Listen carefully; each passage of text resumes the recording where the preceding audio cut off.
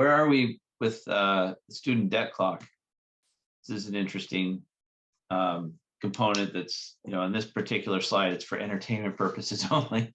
But the reality is we're talking about T as in trillion dollars, 1.8 trillion, not billion, trillion dollars. It's a ridiculous amount of money.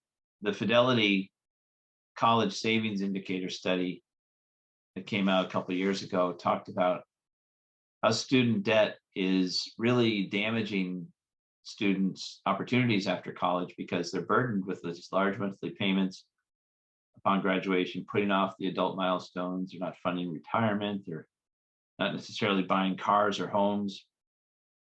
They're returning home. Some are saving money by returning to live with their parents. Parents are, of course, watching friends and families deal with this responsibility and this phenomenon, worried about their own emptiness coming back to life here. And then you also have the younger students. I feel every family I meet with who has a high school junior, which is an ideal family for me to talk to, because I still have a little time to help them, and the seniors, and even some sophomores who just haven't started this process yet. They're not having realistic conversations.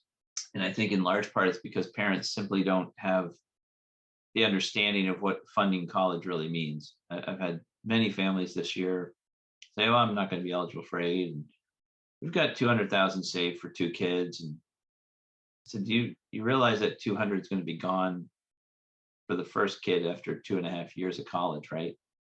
I said, "Oh, I didn't think about it that way." Yeah, it flies out the window, especially if you're not getting any financial aid help. So that is something that a lot of families need to come to terms with, because many of them think they want their kids to, or they expect their kids to put something away or spend on college up to 10 grand a year. Not a year, to save 10 grand for college. But the problem is there's that disconnect. They haven't told their kids they're supposed to be saving this kind of money. So there's still a challenge in getting these conversations going. So one of the things that I think we can help with as advisors to families is, really help the families understand what it is about student loan debt. You don't have to have this fear of taking on too much if you manage it properly throughout the 4 years of college.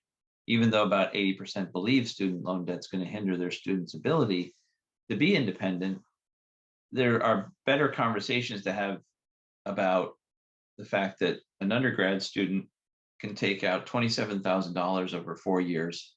It's kind of evenly spread, but it goes up a little bit every other year. Without getting into too much trouble. That's a payment of about $300 a month upon graduation for 10 years. Problem is, people aren't thinking about why they're taking on that money, and that can lead to problems.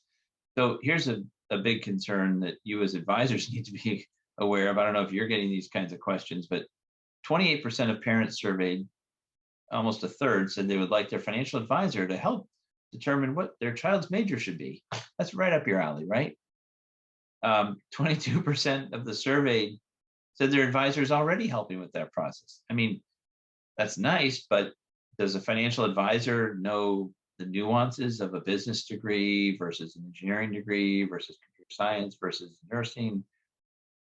I'd challenge you to come up with that unless they started out in high school guidance before they became a financial counselor. And we're seeing this happen in this survey too, that parents are bringing their kids in to talk with advisors more often because they want students to help pay a portion, have some skin in the game, which is not a bad idea. But again, the question goes back to, what are the advisors talking to these families about if you don't have all the information?